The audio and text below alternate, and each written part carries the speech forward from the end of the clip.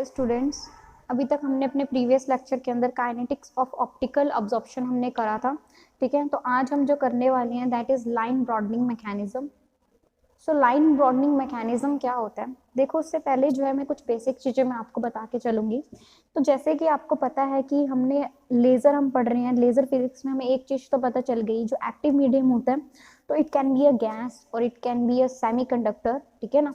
तो यहाँ पे हमने मान के चला कि ये लोअर लेवल है that is represented by n1 and the upper level it is represented by n2 and E1 is the energy of the lowest level and E2 is the energy of the upper level. ठीक है, तो हमने laser को जब हमने pumping करवा के जो जो एटम्स थे उसको कहाँ करवा दिया, एक्साइट करवा दिया, यानी कि अपर स्टेट को हमने पॉपुलेट करवा दिया as comparison to your lower state.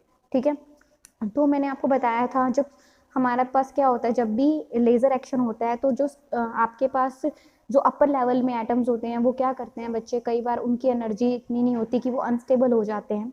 ठीक है ना, जब अनस्टेबल हो जाते हैं तो वो अपर स्टेट को छोड़ के कहाँ आ जाते हैं, आपके ग्राउंड स्टेट में आ जाते हैं और क्या करते हैं बच्चे, फोटोन्स एमिट करते हैं। ठीक है, ये फोटोन जो है ना फर्दर अपर स्टेट के एटम्स को ट्रिगर करता है और क्या करता है बच्चे, इनको जो है क्या करता है, अपर स्टेट से लोअर स्टेट में लेके आता है, ट्रांजिशंस करवाता है। तो ये क्या होते हैं, फिर दो फोटोन्स आपके निकलते हैं। ठीक है ना, एक फोटोन जो इसने ऑब्जॉर्व किया है and the second one is जो यहाँ से वो नीचे से जो ऑब्जॉर्व करके गया होगा ऊपर की तरफ। ठीक है, तो हमें जो है क्या मिलता है, दो तरह के हमारे पास जो है प्रोसेसेस होते हैं, दैट इज एक तो स्पॉन्टेनियस एमिशन हमने पढ़ा। ठीक है ना, एक तो हमारे पास कैसा एमिशन होता है बच्चे, स्पॉन्टेनियस एमिशन होता है कि जिसे हम एक्सटर्नल जो है हमें क्या करनी पड़ी, एक्सटर्नल हमें रेडिएशन नहीं पोल करवानी पड़ी एटम को अपर स्टेट से लोअर स्टेट में लेके आने के लिए। ठीक है, और दूसरा जो हम पढ़ते हैं दैट इज स्टिमुलेटेड एमिशन। तो ये जो एटम्स जो है अपर स्टेट को छोड़ के अपने आप नीचे आए हैं लोअर स्टेट में, तो वो क्या करते हैं बच्चे, फोटोन्स एमिट करते हैं और ये फोटोन्स जो है फर्दर क्या करते हैं बच्चे, जब अपर जो एटम्स हैं, प्रेजेंट एटम्स हैं, उनको क्या करते हैं बच्चे, ट्रिगर करते हैं और उन्हें अपर स्टेट से कहाँ लेके आते हैं, आपके लोअर स्टेट में लेके आते हैं। तो दूसरा जो हमारे पास प्रोसेस होता है दैट इज स्टिमुलेटेड एमिशन। अब बच्चे हमारे पास हमने दो टॉपिक्स जो हमने पढ़ लिए, that is spontaneous emission and stimulated emission. अब हमें एक चीज इंपॉर्टेंट हमें और पता होनी चाहिए कि जब भी एटम जो है लोअर लेवल से हायर लेवल में, जो हायर से जब लोअर लेवल में ट्रांजिशन करते हैं, जब भी ट्रांजिशन कहाँ से होती है बच्चे, हायर लेवल से लोअर लेवल में ट्रांजिशन होती है, तो ये क्या करते हैं बच्चे, फोटोन्स एमिट करते हैं और कुछ उसकी क्या होती है, फ्रिक्वेंसी होती है। एज लेजर जो हमें पता है दैट इज मोनोक्रोमेटिक। ठीक है, तो मोनोक्रोमेटिक होती है, तो इसकी वजह से जो है हम अगर इंटेंसिटी वर्सेस फ्रीक्वेंसी का अगर हम ग्राफ प्लॉट करें, ठीक है, तो वो हमें कैसा मिलता है बच्चे, इस तरह से हमें ग्राफ मिलता है और हमारे पास एक न्यू नॉट एक फ्रीक्वेंसी आती है। ठीक है, तो यानी कि, और आप ये भी कह सकते हो जब भी एटम हायर स्टेट से लोअर स्टेट में आते हैं तो क्या करते हैं बच्चे, आपने देखा होगा जो हमें स्पेक्ट्रल लाइन्स हमें मिलती हैं। ठीक है ना, जब भी एटम लोअर स्टेट्स को छोड़ के, हायर स्टेट को छोड़ के जब लोअर स्टेट में आते हैं तो एक स्पेक्ट्रल लाइन देते हैं न्यू नॉट। ठीक है, तो ये जो स्पेक्ट्रल लाइन है जो हमें मिलती है, ये हाई इंटेंसिटी होती है और यहाँ पे हम जो सोर्स ले रहे हैं मोनोक्रोमेटिक सोर्स है आपकी। ठीक है, तो मोनोक्रोमेटिक सोर्स है तो हमें एक ही फ्रीक्वेंसी की हमें क्या मिलती है बच्चे, स्पेक्ट्रल लाइन मिलती है। तो बेसिकली क्या होता है बच्चे, जो हमारी सोर्स है ना वो परफेक्टली स्पेक्ट्रल, जो हमारी जो सोर्स है वो परफेक्टली जो है मोनोक्रोमेटिक नहीं होती। तो कोई भी सोर्स परफेक्टली मोनोक्रोमेटिक नहीं होती, तो हमें जो है हमें मिलनी क्या चाहिए थी, अगर हम मान के चलते जो शार्प ट्रांजिशन हुआ है हायर से जब लोअर से एटम आए हैं, तो शार्प ट्रांजिशन की वजह से हमें क्या मिलनी चाहिए थी, एक परफेक्ट हमें एक लाइन, एक सिंगल हमें स्पेक्ट्रल लाइन मिलनी चाहिए थी, पर वो स्पेक्ट्रल लाइन सिंगल ना आके हमें कैसे मिलती है बच्चे, एक स्प्रेड हो गई मिलती है इस तरह से। ठीक है ना, तो आप अगर अच्छी तरह से इसे शो करना चाहो तो इस तरह से आप शो कर सकते हो कि हमें जो स्पेक्ट्रल लाइन जो हमें कैसी मिलनी चाहिए थी, नैरो स्पेक्ट्रल लाइन मिलनी चाहिए थी, वो नैरो ना मिलके हमें क्या मिलती है बच्चे, एक स्प्रेड हुई स्पेक्ट्रल लाइन हमें मिलती है। ठीक है, तो ये स्पेक्ट्रल लाइन जो हमें एक सिंगल स्पेक्ट्रल लाइन ना मिलके क्या मिलती है बच्चे, एक फाइनाइट रेंज में हमें जो है क्या मिलती है बच्चे, फाइनाइट रेंज ऑफ फ्रीक्वेंसी की हमें क्या मिलती है, स्पेक्ट्रल लाइन मिलती है। ठीक है ना, तो इसको हम लाइन ब्रॉडनिंग भी कहते हैं। तो अगर हम यहाँ से पढ़ें तो हमने देखा जो स्पेक्ट्रल एनालिसिस जब हम करते हैं, जो भी एटम्स जो हैं एनर्जी ऑब्जॉर्ब करके हायर में जाते हैं और क्या करते हैं, जो हायर से जब लोअर में आते हैं यानी कि एटॉमिक ट्रांजिशंस करते हैं, तो इन रेडिएशंस की वजह से जो हमें स्पेक्ट्रल लाइन मिलती है, जो आपको स्पेक्ट्रल लाइन मिलती है वो कैसी होनी चाहिए थी, मोनोक्रोमेटिक होनी चाहिए थी, यानी कि सिंगल लाइन मिलनी चाहिए थी। वो सिंगल लाइन ना मिलके हमें क्या मिलता है, एक फाइनाइट स्प्रेड हमें नजर आता है, there is a finite frequency bandwidth हमें मिलती है, यानी कि कुछ फ्रीक्वेंसी की हमें क्या मिलती है बच्चे, बैंडविड्थ मिलती है।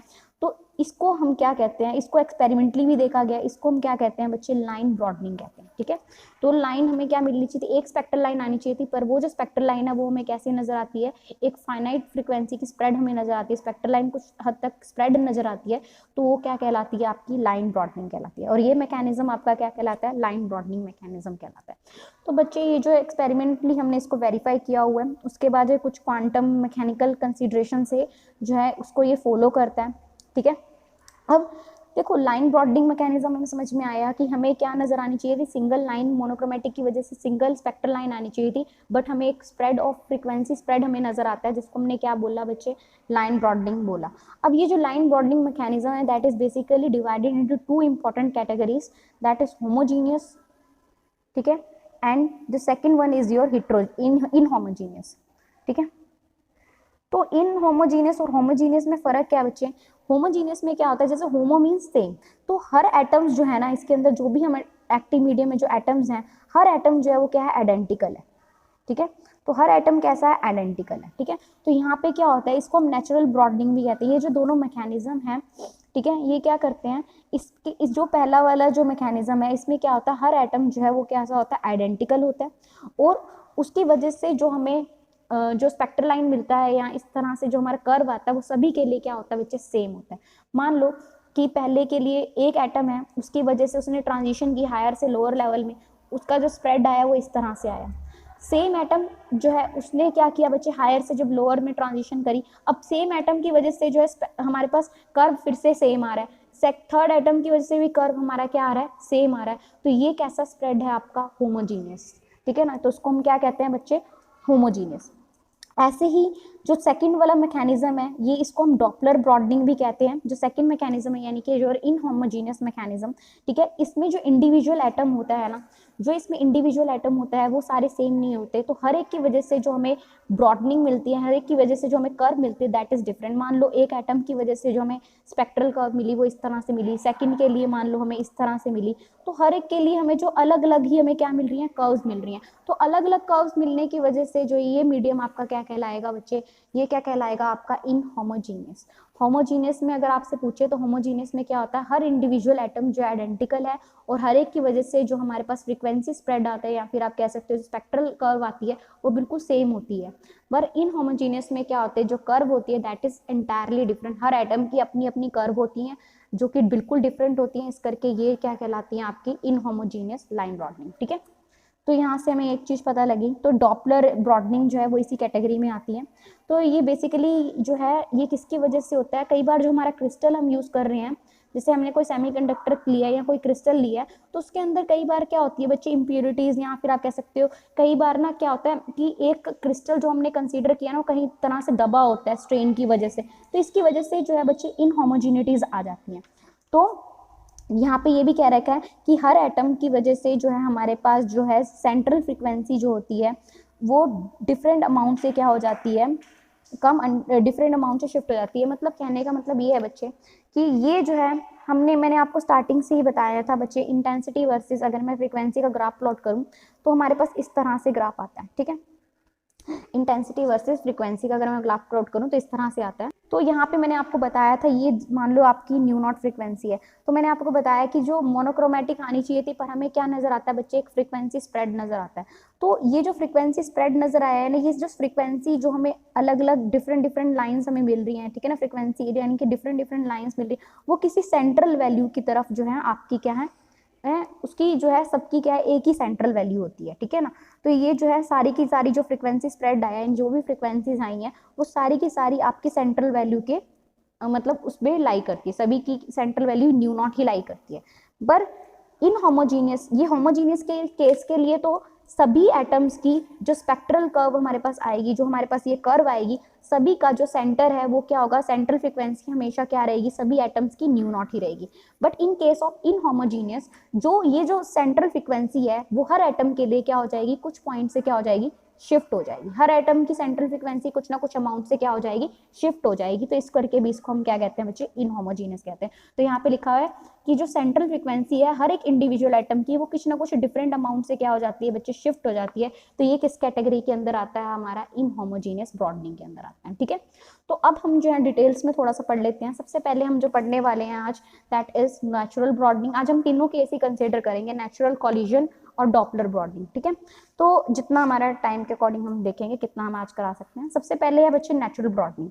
अब देखो अनसर्टेनिटी का प्रिंसिपल क्या कहता है बच्चे, की अनसर्टेनिटी का प्रिंसिपल कहता है कि हम एनर्जी और जो टाइम है इन दोनों को साइमल्टेनियसली हम मेजर नहीं कर सकते।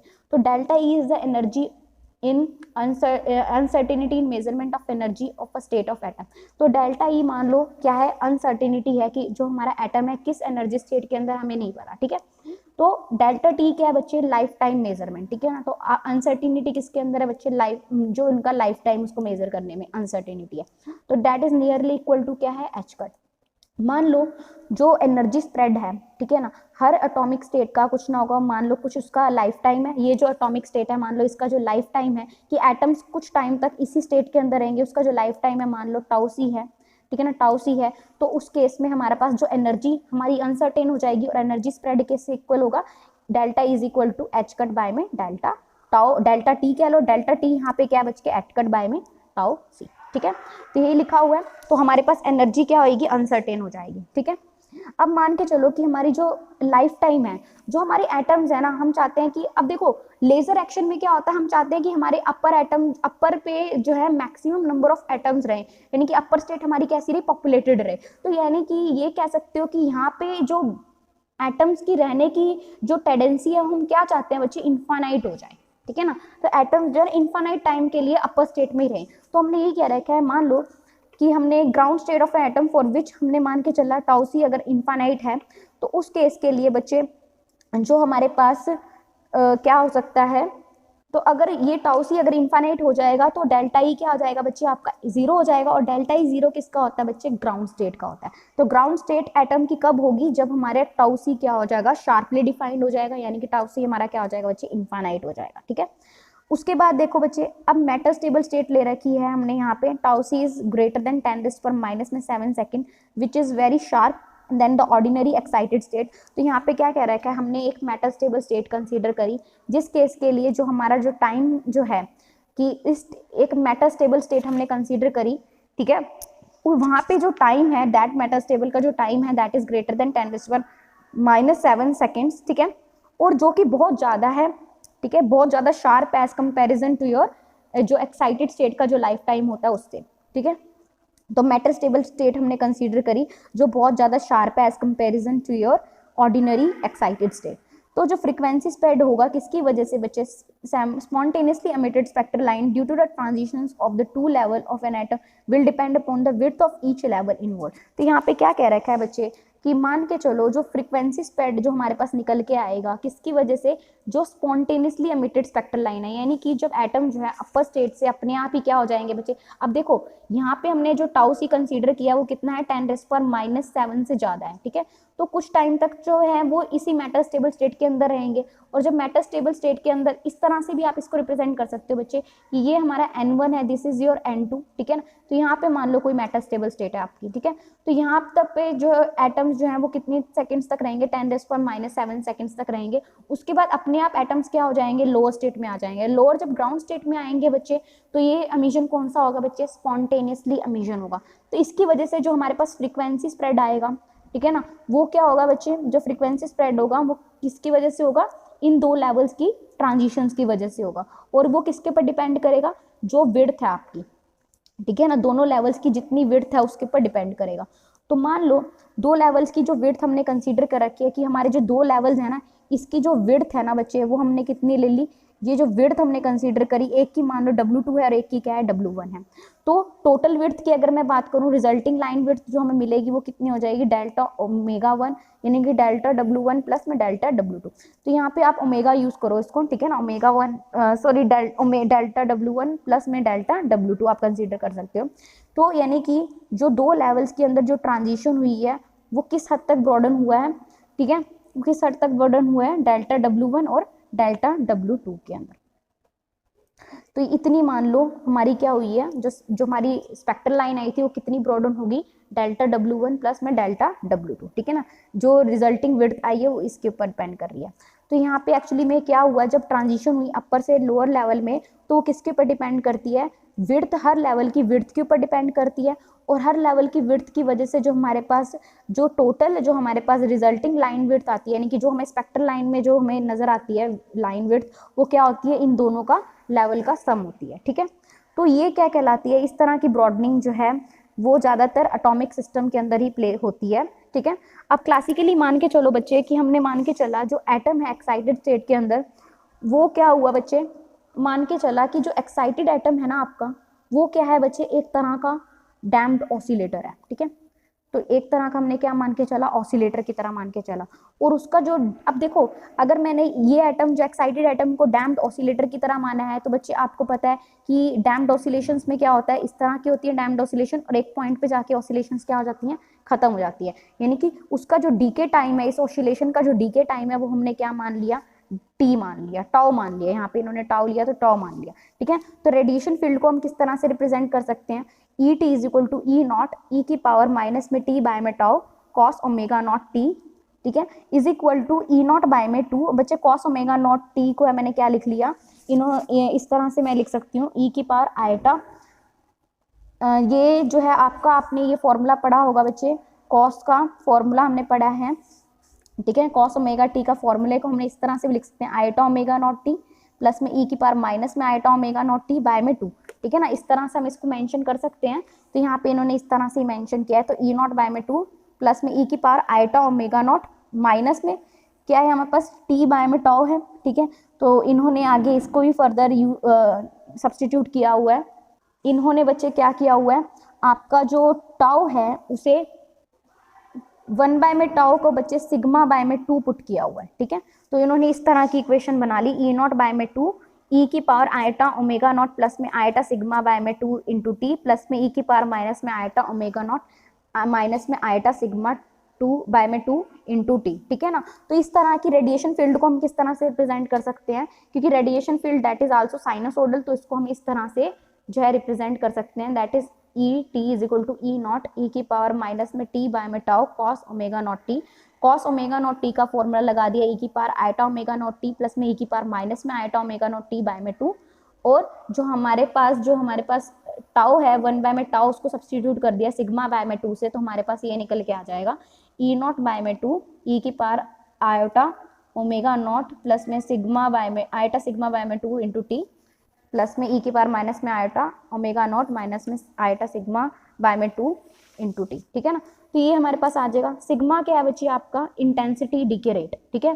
तो ये क्या कहलाता है, आपका इंटेंसिटी डीके रेट। अब बच्चे हमने क्या लगानी है, फोरियर ट्रांसफॉर्मेशन लगानी है। तो फोरियर ट्रांसफॉर्मेशन क्या कहती है, वो क्या कहती है, ई की पावर ओमेगा को हम इस तरह से लिख सकते हैं, ई की पावर और डब्ल्यू को, दैट इज 0 से इन्फिनिटी ई टी ई की पावर माइनस में iota omega T into D D T, that is W T by में डी टी। बच्चे ये फ्रिक्वेंसी है, जिस तरह से मर्जी आप बुलाओ, 0 से इन्फिनिटी ई नॉट बाय में 2। अब बच्चे ई की पावर माइनस में आयटा ओमेगा टी जो हमने निकाला है, तो उसकी वैल्यू जो है हम इस तरह से लिख सकते हैं, जो हमने निकाली हुई है ई टी की वैल्यू जो हमने निकाली थी बच्चे यहाँ पे, वो सब्सटीट्यूट करी हुई है यहाँ पे, ठीक है। तो आप ये सब्सटीट्यूट कर लोगे। उसके बाद ई नॉट बाय में 2, और हमारे पास जब इसको सॉल्व करके आएगा इसका इंटीग्रेशन, तो दैट इज 1 आयटा बाय में ओमेगा नॉट माइनस में ओमेगा प्लस में आयटा सिग्मा बाय में 2 माइनस में आयटा ओमेगा नॉट प्लस में ओमेगा माइनस में आयटा सिग्मा बाय में 2, ठीक है। तो ये आ जाएगा। अब यहाँ पे बच्चे हमने क्या किया, लोअर लिमिट को हमने 0 लिया और अपर लिमिट को हमने क्या लिया, इन्फिनिटी कंसीडर किया। अब देखो हमें क्या निकालना है कि जो स्पॉन्टेनियस एमिशन की वजह से जो स्पेक्ट्रल डेंसिटी आई है, ठीक है ना, जो स्पेक्ट्रल लाइन आई उसकी कितनी डेंसिटी है, that will be proportional to E omega square. अब देखो किसी की अब मुझे डेंसिटी निकालनी है, तो वो क्या होगा बच्चे, इसका क्या होगा, स्क्वायर के इक्वल होगी। तो यहाँ से बच्चे यही कर रखी है।